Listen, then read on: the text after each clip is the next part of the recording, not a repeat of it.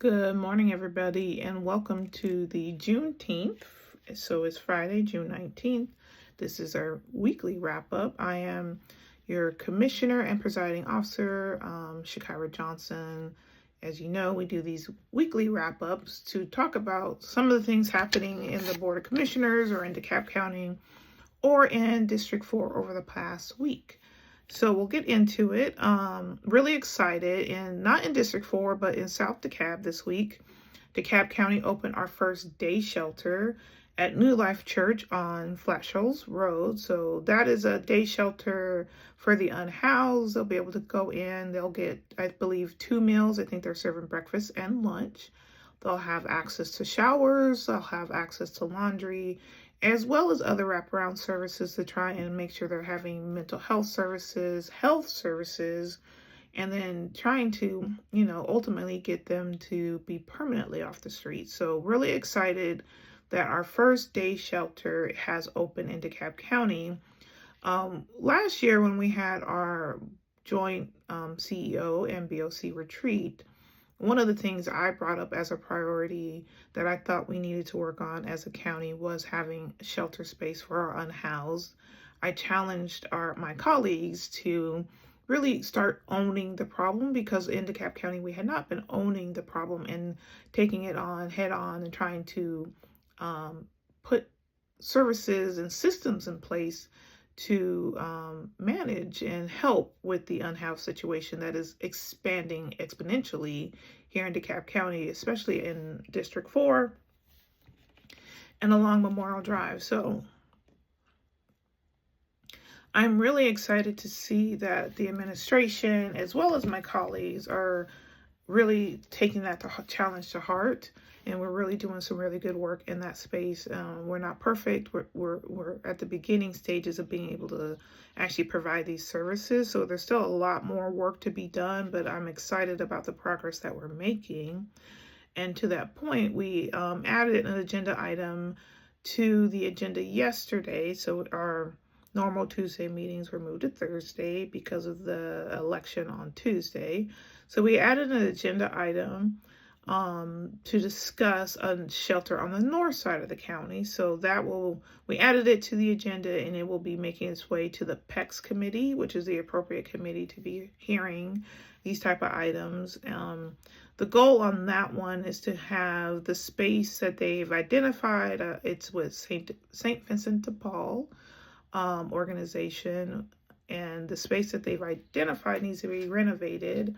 So this the agenda item before us, or that is coming before us, is to renovate that space, and the goal is to have the north side shelter open by Thanksgiving. So kind of a short timeline, but I think we can do it. So again, really excited about the work that we're doing in this unhoused space and trying to make sure that we are helping all of our citizens, because getting people off the streets not only helps the unhoused, but it helps all of us. It helps clean up our streets and helps us just feel more humane, in my opinion, in the community, because nobody should be living on the street if they don't want to be living on the street. So really excited about that work. Also on Monday, I had the opportunity to have coffee with the commish at our East Central DeKalb Senior and Community Center on Elam Road. So I had a lot of seniors that were able to come by at 10 o'clock in the morning. We had coffee. We had a lot of conversation, a lot of questions. The homeless situation was one of the top questions that we were talking about. We touched on data centers. We touched on code enforcement. We touched on a lot of different things, and just making sure they know all the things happening in DeKalb County and how they can get access to services. So we do that, I think, about twice a year. Always a good time to be able to actually dialogue and hear directly from the residents. Like I've mentioned before, that one of our focuses in District 4 office is community connections, and that was just another way that we are connecting with the community, really listening to them, and getting the pulse of what's important to them helps me do my job. So that was really good morning this past Monday, and Thank you to the team at East Central Community and Senior Center for hosting us. They always do a great job there and making sure that we have everything we need when we come through. And we work to make sure we're supporting that amazing facility as well. One of the real big topics that we talked about at that facility is that the facility itself. So that facility has been open 3 years, I believe, maybe going on 4 years. So it's one of the newer facilities and is already undersized. So they have, I believe, 400 members, and they wouldn't have space if all the members came at the same time. So some of the questions were about expanding. They like to expand the building, so I'll be working on having a conversation with the administration on what could that look like. I did caution everybody that, that's a multi-million-dollar type of project. That's not a quick project. That may require land acquisition as well as construction of an expansion to a building. Not undoable, but not an overnight project. So I will start the process and see what we can do about that. But that would take years to actually come to fruition.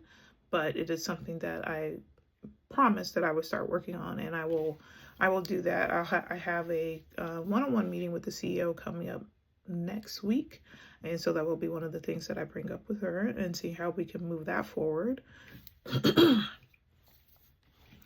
I wanted to touch on the public hearings that we have coming up.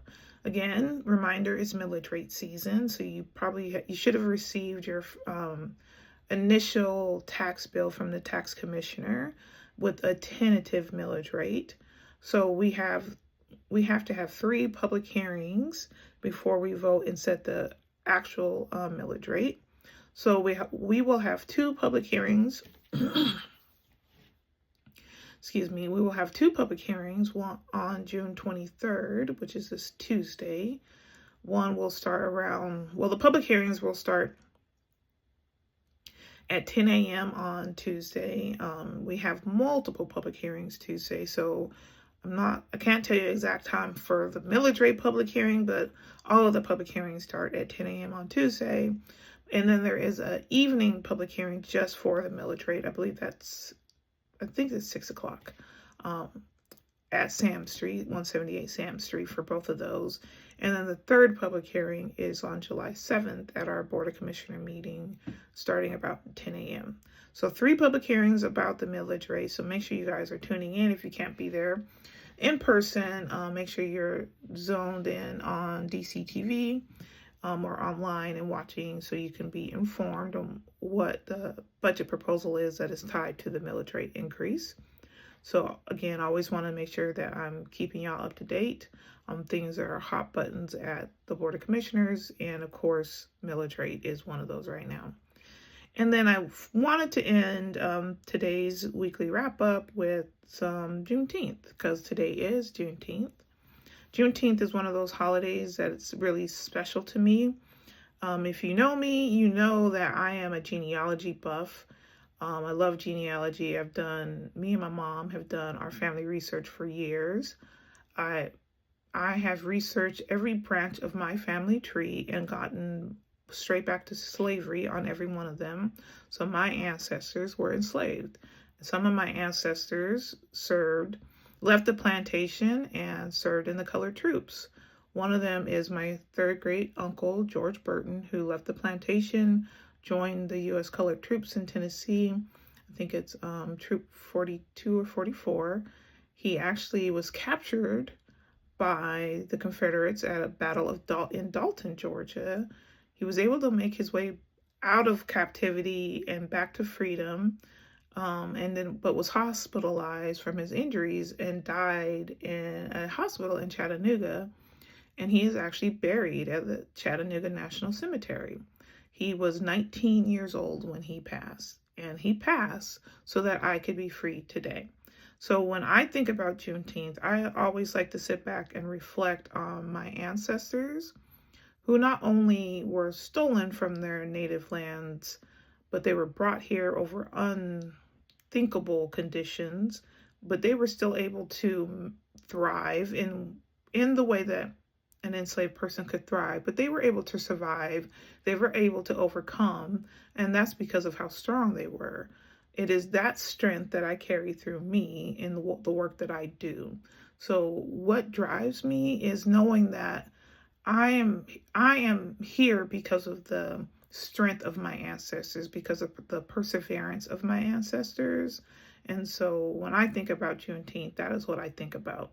I think about how fortunate it is that we have the freedoms that we do finally have. If you are unfamiliar with Juneteenth, even though the Emancipation Proclamation was signed in January 1863, it was not until June 19th, 1865, about 2.5 years later, that the Confederate soldiers made their way into Galveston, Texas, and let the slaves there know that they were actually free and had been free for a while. So that marks the day that the majority of the enslaved people in the South were finally free. So we also have the 250th anniversary of this country coming up July 4th. But on July 4th, 1776, my ancestors were not freed. So for me, and I believe many of us in the Black community, Juneteenth is that holiday for us where it marks the time that our ancestors were actually freed here in America. And even though there's still work to be done, and that freedom is never always just one time done and everyone's free. There's still work to make sure that those freedoms exist. That's why it is so important that we get out and vote and exercise our right to vote in every single election. Why we need to be engaged in these conversations, in these public hearings and government actions to ensure that our freedoms are still in existence. We have to be engaged citizens and productive citizens, and we always have to do our part as we've done for generations, but this is why it is so important. So Juneteenth is really near and dear to my heart. It is a holiday that I've been celebrating my entire life.